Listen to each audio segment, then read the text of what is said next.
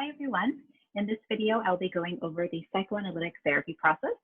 If you haven't already watched the psychoanalytic approach video, I recommend you start there and then come on back here. Okay, so assessment. Rather than being a one-time thing, the assessment process in the psychoanalytic approach is ongoing. The client would essentially lie down on a couch and tell the therapist about their childhood memories, dreams, experiences, and so on. And this can be done through free association, where the client's told to say whatever comes to mind. Or if the therapist would like to read a list of words and tell the patient to respond with the first word that comes to mind, this would also be a version of free association. And the therapist would then look for and interpret patterns in the client's responses so they can explore meanings together. So in essence, the entire therapy process is a process of assessment. The role of the therapist is very important in this approach. It's considered central to the healing process. With the psychoanalytic approach, therapists adopt a blank screen approach, which involves avoiding self-disclosure and maintaining neutrality in order to foster a relationship that allows transference or client projections onto the therapist. By remaining a blank slate, the client is free to project any emotions they felt toward others and have not yet resolved onto the therapist. In terms of symptoms and the presentation of the client, unconscious processes are seen as the root of all forms of neurotic symptoms and behaviors. These include power imbalance in one's personality, so an imbalance between the id, ego, and superego, unresolved traumas or childhood experiences, and repressed experiences and emotions, which are often from childhood. The cure is to uncover the meaning of these symptoms, the causes of behaviors, and the repressed materials that are interfering with healthy functioning. Specifically, the ultimate goal of therapy is to increase adaptive functioning by reducing symptoms and resolving conflicts. This is accomplished by making the unconscious conscious and by strengthening the ego so that behavior is based on reality and less on instinctual cravings and irrational guilt. Successful therapy, therefore, will modify an individual's personality. Now let's look at some specific techniques. First, the analysis of psychoanalytic phenomena. So first we have transference. Now transference involves a client putting projections onto a therapist. This process is why classic psychoanalysis requires maintaining a blank slate. This way, any feeling that a client is having towards the therapist is clearly the product of feelings associated with other significant figures in their life and not with the therapist themselves, because they're a blank slate. The analysis of transference is at the very essence of the therapy process, according to psychoanalysis. Through this analysis, clients are able to gain insight into how and why they continue to repeat the same patterns in their relationships, and how that's acting out with the therapist is the way that it would be with their other relationships in their life.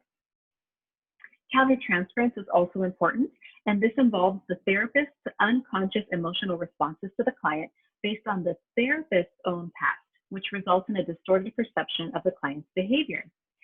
This is seen as inevitable because everyone, including therapists, have unresolved conflicts and personal vulnerabilities that are activated through the work with the client.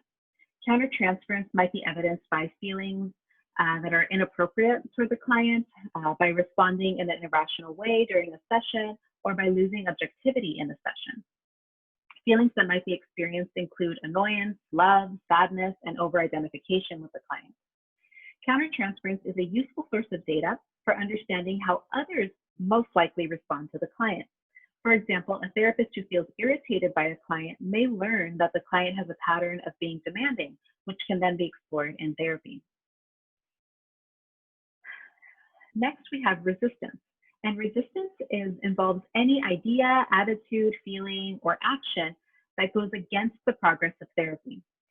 It is essentially an unconscious dynamic that clients use to defend themselves against the anxiety and pain that would arise if they become aware of their repressed impulses and feelings.